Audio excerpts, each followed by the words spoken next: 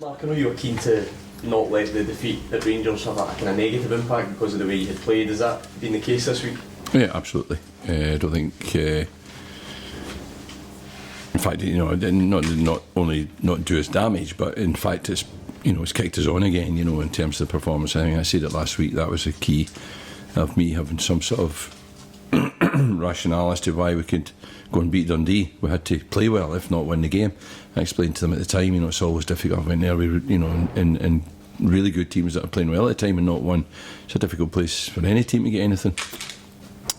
So that can happen, but you come away with a performance, and then that gives you something to build on. So that's the way it's been this week. Some of your new guys that you touched on at Celtic Park had never even been to Celtic Park. They probably had never been to Ibrox either. Yep. Do you think they can benefit from these experiences, learn, and ultimately benefit you going forward? Well, I think that was really the carrot to get them here. These are boys that come from the sort of lower divisions in England, and the prospect of playing at Celtic Park and playing at Rangers was the reason, why they came here. So I think they relished it. I spoke to Craig Clay after the Celtic game, and he didn't say he enjoyed it. Of course he never enjoyed it, but he certainly took something from it and learned something from it, and saw players of a quality they had never played against before. So that was good for him. And I think he took that into the Rangers game, and he took some from it. I thought, for me, he was the man of the match, and I think that was partly a result of the sort of positives, if you like, if there were any, that he took out the Celtic game. Do you feel your players have taken on the message that you're trying to give them this week? Yeah, definitely. I think they knew it in the dressing room. They were hugely disappointed at not getting something from the game. I feel I fully understand why we didn't get something from the game. I said it at the time. When they were making changes, we weren't really able to do that, and eventually we succumbed. So until we get everyone fit, we won't have those. That strength on the bench to be able to maintain a level of performance like the one we had on Saturday. So what we now got to do is, we look at the stats. As I said, we were way down against St Johnstone, but we were way back up against Rangers. So we go out at that level of commitment, then we have a chance against something against Dundee. What do you mean to Dundee this season? I saw them the other night, and to say they were creative was probably an understatement. Their shape was difficult to nail. There was a lot of movement and variety within their shape, which sometimes can be very difficult to play against, because players pop up in the areas where you don't expect them, or where it's difficult to get to. But on the other hand, when we have the ball, in that shape that they play, and with the freedom, the expression they're playing with, you can find gaps. So it was both ways. They can give you problems, but equally, when we get the ball, there'll be possibilities for us.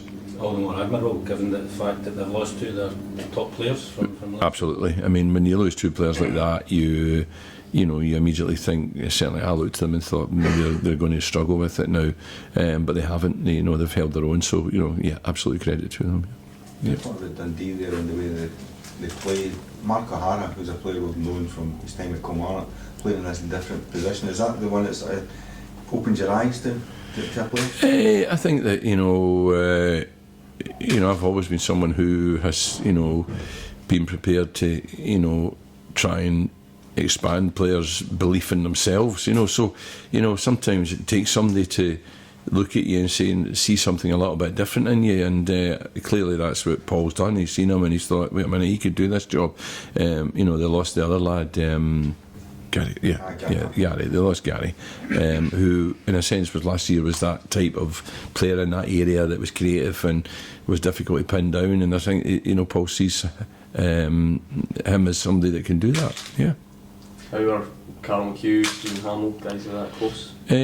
Hamill is. Carl McHugh has got this delayed concussion syndrome or something, so he's not actually allowed to do anything for some weeks, and therefore we've sort of sent him home. He'll come back on Saturday. He's having a scan just to check it again, but he's struggling a little bit, but Hammy's okay. Yeah. I was thinking a bit of a worry, because I remember certainly afterwards he was hoping to be back. Yeah, absolutely.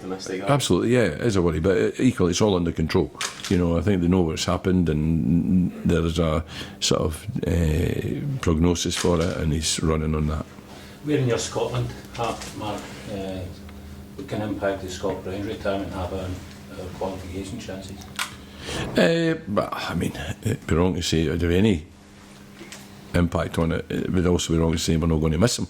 You know, other people have to step up. Other people have to now take up, you know, literally take up the mantle. You know, and go into this campaign in a positive way. I mean, it's funny how the sort of balance changes between sort of areas of the field. So, for instance, you know, we went into the last campaign feeling that we were very strong in Scott's area. With Scott, you know, even Charlie McGhee was playing in there, Morrison, MacArthur came into it, Fletcher of course came back, you know, really strong in that area.